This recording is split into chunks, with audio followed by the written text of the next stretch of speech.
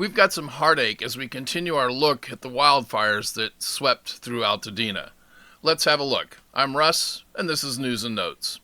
When I first drove through Altadena after the wildfires, it was gut-wrenching to see the scale of the loss.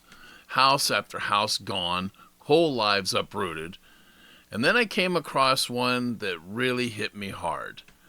This was the Andrew McNally House, a historic Queen Anne mansion at 654 East Mariposa Avenue. It was built in 1887, and it's gone in the fires that swept through Altadena on January 8th, 2025. Now, I've got a soft spot for woodworking, and this place overflowed with it. But the story behind the house goes deeper. It's not just about a historic home lost to the flames. It's also about a family who preserved it and then lost everything. Now, this was the winter home of Andrew McNally, partner of Rand McNally. He and his partner helped people navigate the early days of road trips with their now iconic road atlases. People with those new things called cars were asking, how do we get there? Rand McNally answered that question with their road guide, and they both became very wealthy. McNally then built this mansion with 22 rooms, a 3-story rotunda, a private rail spur for his personal train car. It was extravagant and beautifully crafted. The home stood for 137 years, and for the last 66 of those years, it was one family that kept it alive. Well, Andrew McNally built the house, brought it into this world. It was Frank Dupuy and his wife Johanna that saved it. As old mansions often do, it had fallen into disrepair. It was on the market for sale, but a condition of the sale was that the sellers demo the house, tear it down due to its deteriorated condition. That purchase agreement fell through. The sale fell out of escrow. Frank and Johanna were watching, waiting for a chance to buy the house. Their thought was not to demolish it, but to save it. And when it fell out of escrow, they had their chance. At that moment, the Andrew McNally House was saved, and it became the Dupuy family home. The Dupuys poured their hearts into restoring it. They modernized what needed modernizing. They reinforced the structure. They preserved the gas lamps. They kept the ornate woodwork. And they raised 5 kids there. The house became a part of them, and they became a part of its story.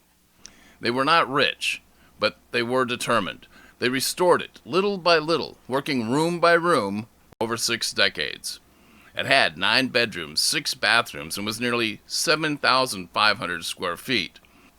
A plaque on the front gate makes note of the property as the Andrew McNally House, but the name on the mailbox for the next 6 decades was Dupuy, and the Dupuys spent more time living in it than anyone else, including Andrew McNally, who died just a few short years after he built it. The Dupuys raised 5 children in the home. Eventually, the children grew up and moved into homes of their own, but not far, just a few houses away and still in Altadena. The family eventually sold the house, parting with it in 2021. Now, watching the family home burn down in the Altadena wildfires was painful, but it was not the only pain the Dupuy family would endure that day.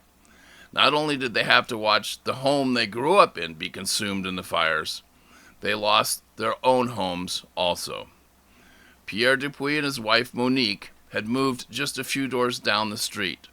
That home, their home of 32 years, vanished in the flames, burned to the ground, along with all their belongings. Their son Andre, also living in Altadena, lost his home of 7 years. They fought to save them as long as they could, but the approaching flames became too threatening. They got out with their lives, but nothing more. Pierre did not even have time to go into the house to retrieve his cell phone. 3 generations, 3 homes, consumed by the fires of Altadena.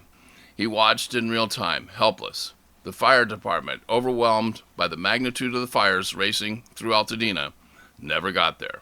Thankfully, they all made it out safely, including, I understand, the family dog. But everything else, decades of memories, family history, pictures, keepsakes, it's just gone. Now, the community felt the loss of the Dupuys and set up a GoFundMe campaign for the family. I've put a link in the description below if you're so inclined. As for the Andrew McNally House, it was special. It's noted in the National Historic Register, or it was. But as I found out when researching this mansion lost, there was much more here than only a mansion.